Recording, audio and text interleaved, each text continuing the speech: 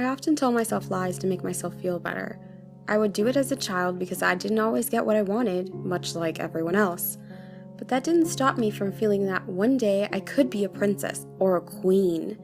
I always wanted to be something big, even though I came from no money, had no support, and wasn't famous for anything memorable. I was the lead singer in my band before they kicked me out. I was a great singer, and I wrote some pretty good songs, but the lead guitarist was my ex-boyfriend, and he wouldn't stop pressuring me to get back together with him. He wanted to continue being in a relationship with me, and he couldn't see through his own denial that we were over. So once I had confronted him on the matter, he kicked me out of the band. I suppose that it was better that I left him that night, rather than stick around and let him continue to abuse me. Argue with me anymore. I left that night and never looked back. I drove back to his apartment and began to pack my things. I wasn't going to stay in that apartment with him any longer than I already had. I grabbed my clothes out of his closet, packed my few picture frames and valued jewelry, and grabbed my phone. I grabbed my things and placed them all in a box and loaded them into the back of my car. I was fed up with dealing with him and was planning to drive back home to my hometown in Texas.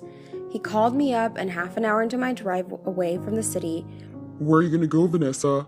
I remained silent for a couple of minutes as I continued my drive away from the city. "You know that you can't just leave us, right? You don't owe me, you owe the band." It wasn't like I haven't heard the same spiel before. Lenny, you've told me this before, and I already paid up my dues to the band. You can keep the mics and the amps. I'm done.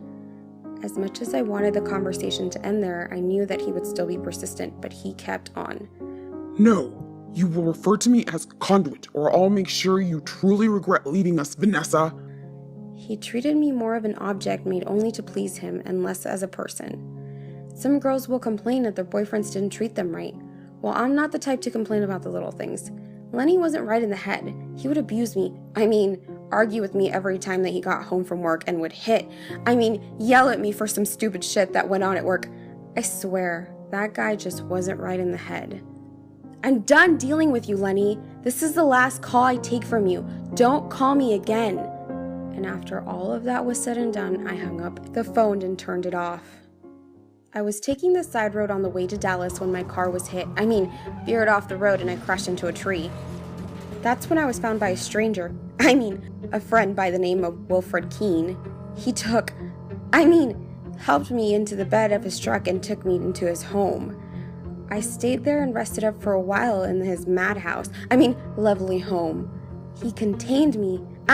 Kept me in the basement. Safe room of his house. He was a kind man with his own set of troubles.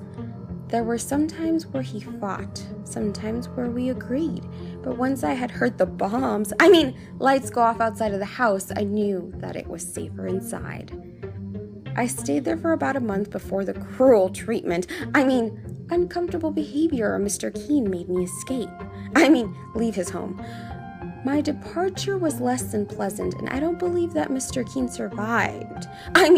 Will be talking with me anytime soon. I escaped. Left in a gas suit to protect me from the nuclear fallout. Foul air outside since I'm not accustomed to it. I left that house and never looked back.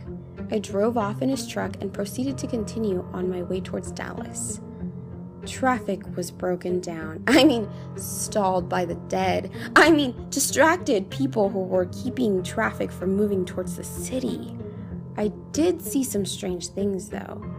I saw a beast eating a carcass on the side of the road. It began to run and scream at me, but I kept driving. I began to see more really sick people shamble towards me as I made it to the city. As I slowly made my way into the city, there were more zombies who were following me in. The city was in shambles. In disarray as I drove in and started to look for sanctuary. I need to start accepting the fact that I can't go back to how things were before. End of denial.